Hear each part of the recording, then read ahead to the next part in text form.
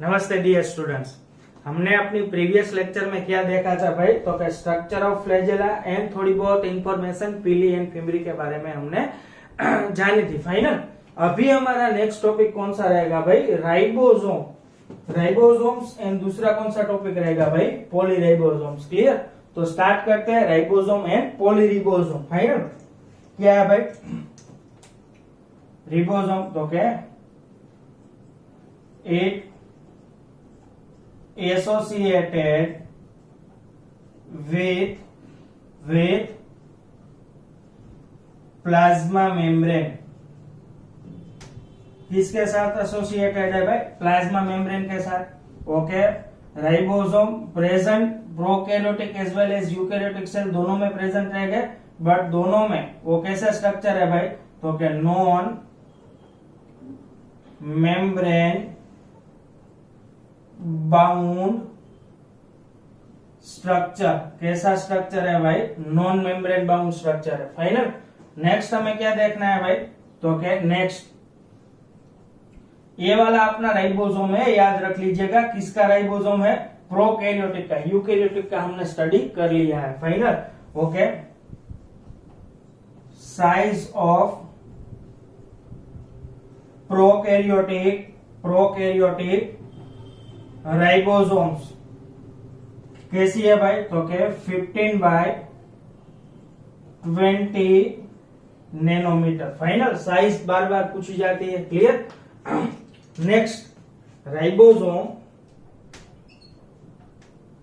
Next हमें देखना है भाई, चलो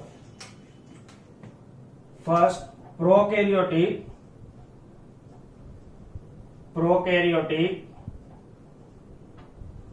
राइबोसोम्स कैसे रहेगा भाई, किस तरह के है, तो क्या इट इज 70S टाइप। कैसे है भाई, तो क्या 70S। क्लियर। यूकैरियोटिक में कैसे है 80S, यहां पर कैसे 70S। Clear. contain 2 sub unit. Clear. कौन कौन से है भाई, तो क्या पहला उसका सब यूनिट हो जाएगा 50S एंड दूसरा कौन सा हो जाएगा भाई 30S। फाइनल 50S हो जाएगा एंड दूसरा कौन सा हो जाएगा 30S। क्लियर। ये वाला अपना है सेडिमेंटेशन रेट। क्लियर। एस मानी स्वेटबर्ग यूनिट। क्या बोलना है आपको उसे भाई, तो उसको बोलना है स्वेटबर्ग यूनिट। क्लियर। मानी कैपिटल एस। फाइनल और कैपिटल एस 1 स्वेटबर्ग यूनिट है, उसकी वैल्यू कितनी है भाई 1 क्रॉस 10⁻³ सेकंड। ये क्या हो जाएगा भाई, तो क्या it represent the sedimentation rate. क्या रिप्रेजेंट कर रहा है, तो क्या सेडिमेंटेशन रेट है, उसको रिप्रेजेंट कर रहा है। फाइनल इतना हमने बता दिया था। फिलहाल 50S 30S टुगेदर फॉर्म्स दी 70S। दोनों यहाँ पर 50S एंड 30S है, दोनों यूनिट है वो अपने आप जुड़े हुए किससे, with the help of Mg2+। Clear. which I am responsible for the attachment of these 2 sub unit by, तो क्या both unit bind with the help of Mg2+। Clear. MCQ के लिए याद रख लीजिएगा। चलो अभी यहां पर अपना राइबोसोम हो जाएगा। अभी नेक्स्ट देखना है पॉलीराइबोसोम। क्लियर। तो स्टार्ट करते हैं अपना नेक्स्ट टॉपिक। राइबोसोम का सब टॉपिक ही है। Final polyribosome. चलो इसको किस तरह से आपको ड्रॉ करना है, सपोज ये वाला अपना स्ट्रक्चर हो जाएगा mRNA। कौन सा स्ट्रक्चर हो जाएगा भाई, mRNA। चलो अभी वो बायोमोलिक्यूल में रहेगा mRNA। अभी के लिए यहाँ पर लिख लो, इसको क्या बोलना है भाई mRNA। फाइनल मैसेंजर आरएनए बोला जाएगा। एमआरएनए मीन्स कौन सा आरएनए भाई? Messenger RNA. कौन सा आरएनए है? तो शॉर्ट फॉर्म में मैं यहाँ पर दिखा देता हूँ भाई। This one is the symbol of message, इसको बोला जाएगा मैसेंजर आरएनए। फाइनल। अगर कोई पूछे कि एमआरएनए क्या है, लिख के रख दो साइड में, मैसेंजर आरएनए। अगर उसकी सरफेस पर क्या है भाई, तो क्या, when single mRNA contain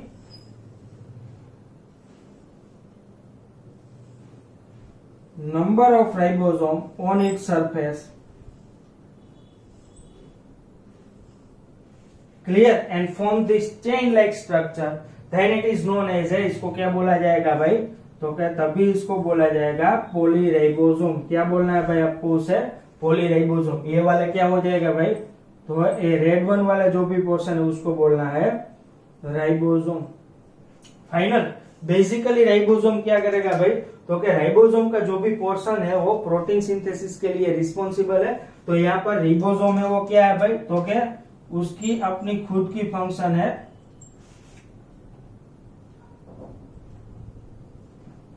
function क्या रहेगी भाई?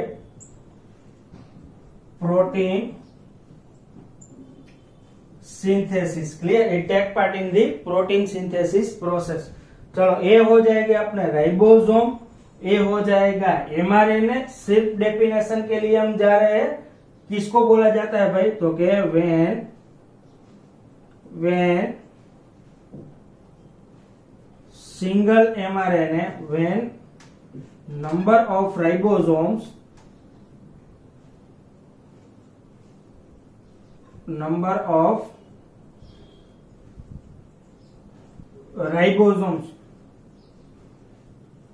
present on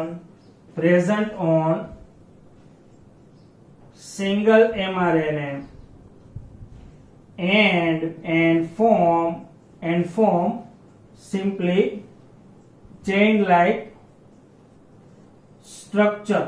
क्या बनाएगा भाई? चेन लाइक स्ट्रक्चर बनाएगा। then it known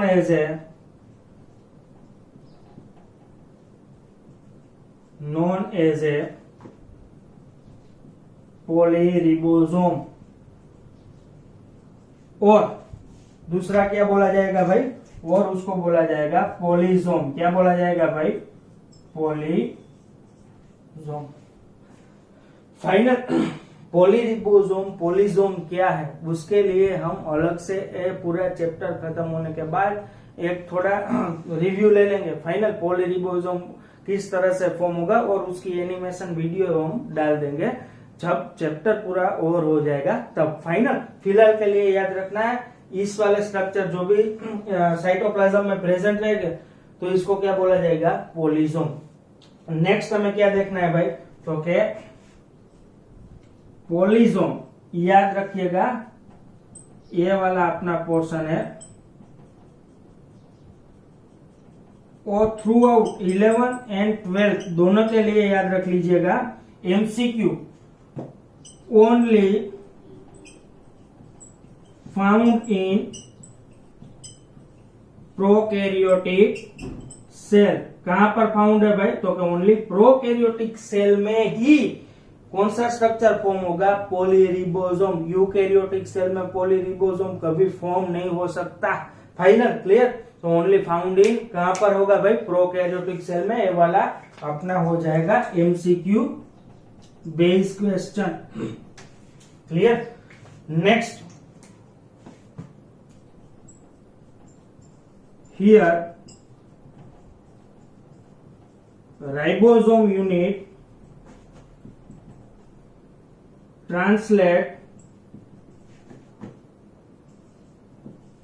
mRNA and क्या करेगा भाई? Form protein. क्या बनाएगा भाई? प्रोटीन फॉर्म करेगा। फाइनल।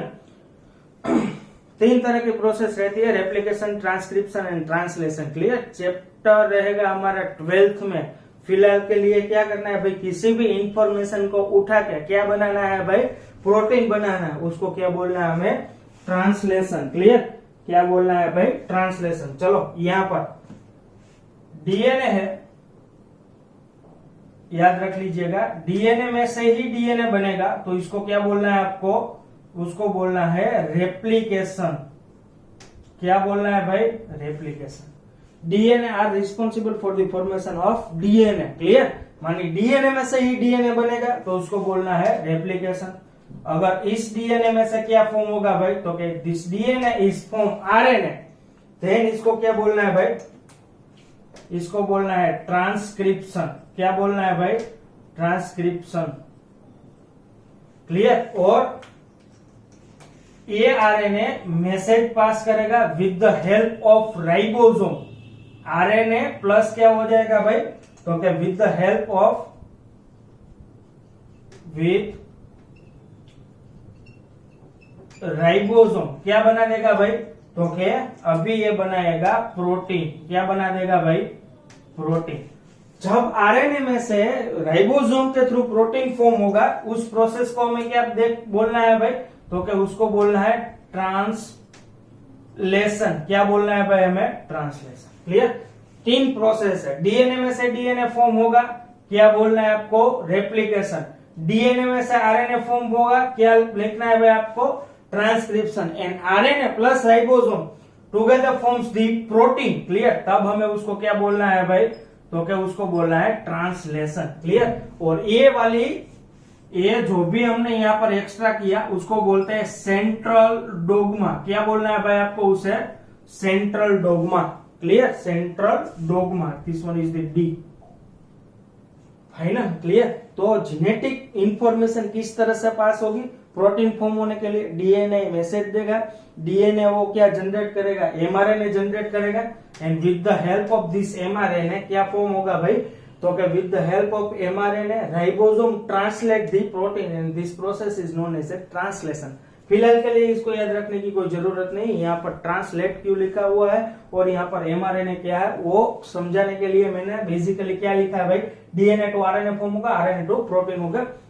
इस वाला दो से लेकर 3 चैप्टर में हम 12th में, एक तो तीनों प्रोसेस को हम स्टडी करेंगे फाइनल 12th में, और बाद में उसकी एप्लीकेशन है वो भी हमें स्टडी करनी है, बट कहां पर भाई, 12th में फाइनल। फिलहाल के लिए रुकते हैं यहाँ पर। Only found in prokaryotic cell में रहेगा polyribosome, and here ribosome unit translate mRNA and forms the protein. तो ये वाला अपना स्ट्रक्चर हो जाएगा पूरा, इंफॉर्मेशन रिगार्डिंग टू राइबोसोम।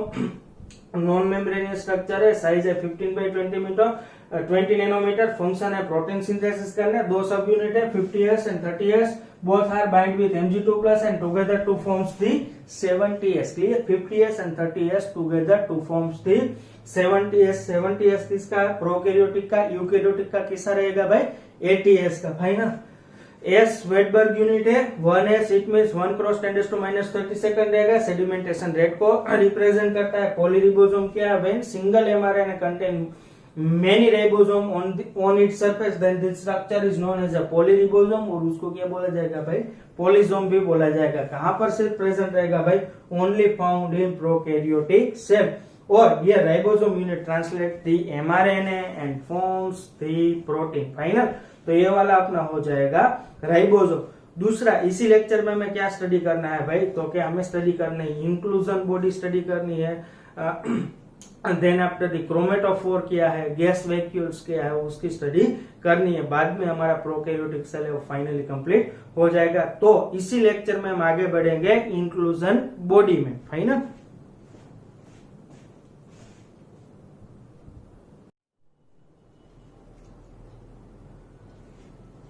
चलो, तो नेक्स्ट वाला अपना पोर्शन रहेगा कौन सा भाई, इंक्लूजन बॉडी हमें स्टडी करनी है, क्रोमेटोफोर स्टडी करना है, और तीसरा वाला रहेगा गैस वैक्यूल, उसको स्टडी करना है, क्लियर। तो स्टार्ट कर लेते हैं भाई। इंक्लूजन बॉडी क्या है भाई, इंक्लूजन बॉडी, तो first of all reserve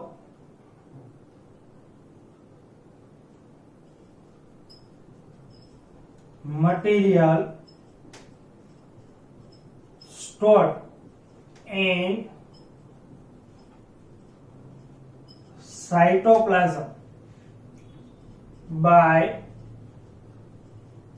non-membranous by non membranous structure known as a, इसको क्या बोलना है भाई, इंक्लूजन बॉडी। क्या बोलोगे भाई आप उसको, inclusion body. Clear. Reserve material stored in cytoplasm bye non membranous structure. तो यहाँ पर आपको सिंपली याद रख लीजिएगा, ए वाली स्ट्रक्चर है वो कैसी है भाई, इनसाइड द बैक्टीरियल सेल में ribosome and inclusion body both are the non membranous structure. Ribosome and inclusion body both are non membranous structure. Clear. Next हमें देखनी उसकी एग्जाम्पल।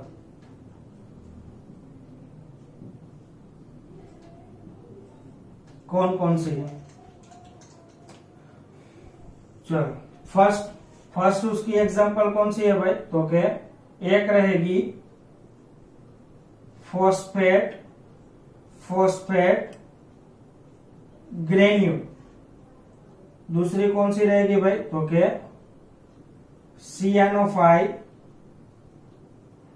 सियान ग्रेन्यूल। क्लियर। Cyanophycean granule. और थर्ड उसकी example कौन सी रहेगी भाई, तो क्या थर्ड रहेगी उसकी एग्जांपल ग्लाइकोजन ग्रेन्यूल। फाइनल।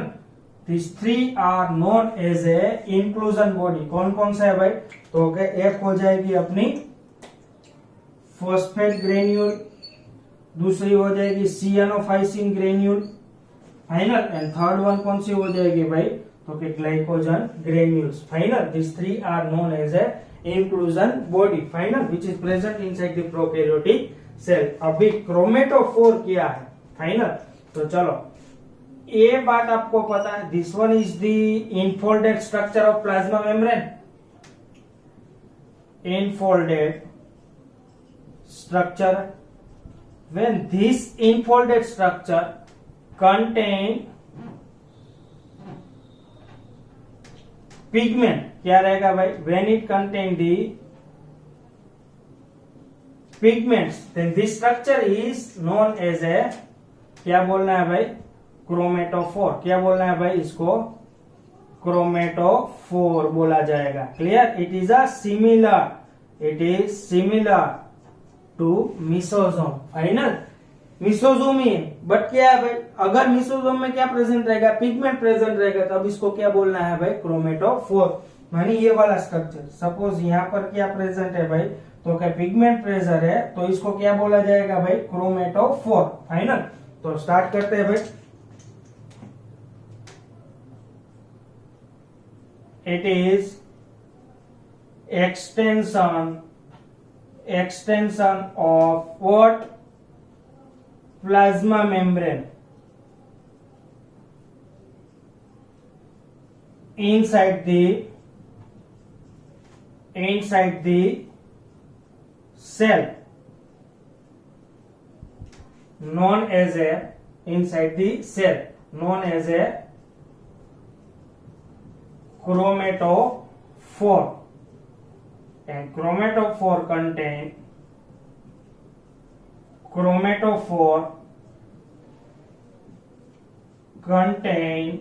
क्या है भाई उसके पास भाई, तो it contain pigment. Clear. Okay. किस तरह के में बैक्टीरियल सेल में प्रेजेंट रहेगा भाई, तो उसकी हमें एग्जांपल डालनी है यहाँ पर। साइनो बैक्टीरिया कंटेन, क्या रहेगा उसके पास, क्रोमेटोफोर। क्या होगा भाई उसके पास, तो it contain the chromatophore. Final. It is similar to mesosome. Mesosome ही है। तो ए वाला क्या हो जाएगा भाई, तो इट इज ऑल्सो, आपको कहां पर लिखना है भाई, तो क्या फंक्शन ऑफ मिसोजोम। फाइनल। वहां पर भी आप इसको लिख सकते हैं। फाइनल। बट हमने अलग से दिया है, क्योंकि अलग से एक पोर्शन साइनोबैक्टीरिया में हमें डिफाइन करना था, वो हो जाएगा कौन सा भाई, क्रोमेटोफोर। चलो नेक्स्ट हमें देखना है भाई gas vacuoles. Final.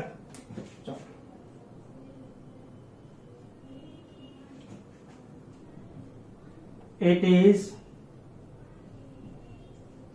airbag like structure found in photosynthetic bacteria. Clear? क्यों भाई? तो के सपोज कोई भी बैक्टीरियल सेल है, वो किस कंडीशन में कहां पर प्रेजेंट है भाई? तो के एक्वेटिक कंडीशन में और इनसाइड दी फ्रेश और मराइन वाटर है। सपोज ये वाला अपना क्या हो जाएगा भाई? Fresh and marine water. ये वाला हो जाएगा bacterial cell. Final.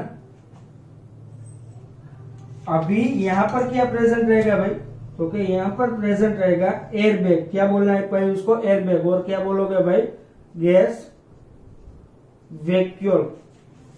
Final. Gas vacuole है तभी वो क्या कर पाएगा भाई? तो कि चलो डेप्थ ऑफ वाटर बहुत सारी है। क्लियर? डेप्थ कोई भी पर्टिकुलर पोर्शन है उसकी कैसी है भाई? सबसे ज्यादा। तो because of the gas vacuoles क्या रहेगा भाई? तो कि बैक्टीरियल सेल है वो नियर टू द सरफेस रहेगा। कैसा रहेगा भाई? तो क्या near to surface of water. इससे क्या होगा भाई? तो क्या इससे बेनिफिट बैक्टीरियल सेल को ये होगा कि सपोज ये वाले हो जाएगी सनलाइट, और वो इजीली सनलाइट है उसको क्या करेगी भाई? तो क्या ट्रैप कर पाएगी और अपना फूड मटेरियल खुद ही फॉर्म कर पाएगा। फाइनल। उसको बोला जाएगा फोटोसिंथेटिक बैक्टीरिया, जो अपने आप अपनी फूड है उसको सिंथेसिस करता है। फाइनल। तो इससे हेल्प क्या मिलेगी? पता चल गया आपको कि वो सरफेस से जुड़ा हुआ रहेगा, मानी सरफेस पर रह सके, इसलिए उसमें क्या प्रेजेंट है भाई? Gas vacuole. और उससे क्या भाई बेनिफिट है बैक्टीरियल सेल को? तो it easily trap the sunlight and make it on food. Final. चलो उसकी एग्जांपल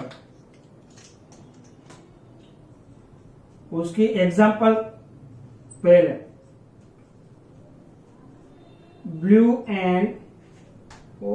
ब्लू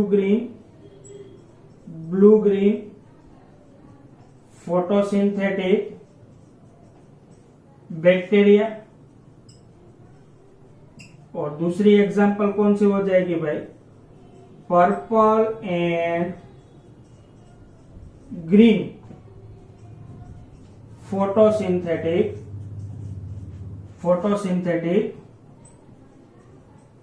बैक्टीरिया। क्लियर? ये हो जाएगी उसकी दो एग्जांपल। गैस वैक्यूल कहां पर प्रेजेंट है भाई? तो क्या it present in final blue green photosynthetic bacteria and purple and green photosynthetic bacteria. Clear? तो ये हो जाएगा अगेन 3 पोर्शन। कौन कौन से? Inclusion body, chromatophore and gas vacuoles. Inclusion body क्या है? नॉन मेम्ब्रेन स्ट्रक्चर है, प्रेजेंट इन साइटोप्लाज्म, और कोई भी रिजर्व मटेरियल है उसको क्या करेगा भाई? स्टोर करेगा। एग्जांपल उसकी कौन कौन सी है भाई? Phosphate granule, cyanophycin granule and glycogen granule. Final. Next रहेगा chromatophore. It is a similar structure like a mesosome. When mesosome contain a pigment then it is known as a chromatophore. Final. And example cyanobacteria है। Gas vacuoles क्या है भाई? तो it is a airbag like structure है। कहां पर present है? Photosynthetic bacteria में। क्लियर? और present in blue green photosynthetic bacteria and purple and green photosynthetic bacteria, वहां पर वो प्रेजेंट रहेगा। क्लियर? तो फाइनली यहाँ पर हम अपना जो भी बैक्टीरियल पोर्शन है, मानी प्रोकैरियोटिक सेल को भी हमने स्टडी किया, और उसमें हमने स्पेसिफिकली किसको स्टडी किया है भाई? बैक्टीरियल सेल को स्टडी किया। क्लियर? तो यहाँ तक का जो भी पोर्शन था वो था regarding to the bacterial cell. ये हमारा बैक्टीरियल सेल में 4th लेक्चर रहेगा। फाइनल। तो यहाँ पर हम बैक्टीरियल सेल को पूरा कंप्लीट कर लेते हैं। कुछ इस तरह का बैक्टीरियल सेल प्रेजेंट रहेगा। फाइनल। उसकी स्ट्रक्चर क्या है? पहला जो भी पोर्शन था उसमें हमने न्यूक्लियोइड, प्लाज्मिड का स्टडी किया। दूसरे में हमने स्टडी किया glycocalyx, cell wall and plasma membrane. 3rd lecture में हमने क्या स्टडी किया भाई? फ्लैजेला, पिली एंड फिमरी। फाइनल। और इस लेक्चर में हमने क्या स्टडी किया भाई, ribosome, polyribosome, inclusion body, chromatophore and gas vacuoles. Finally हम अपना प्रोकैरियोटिक सेल, उसमें भी बैक्टीरियल सेल को यहीं पर खत्म कर देते हैं। Clear, this portion is now completed.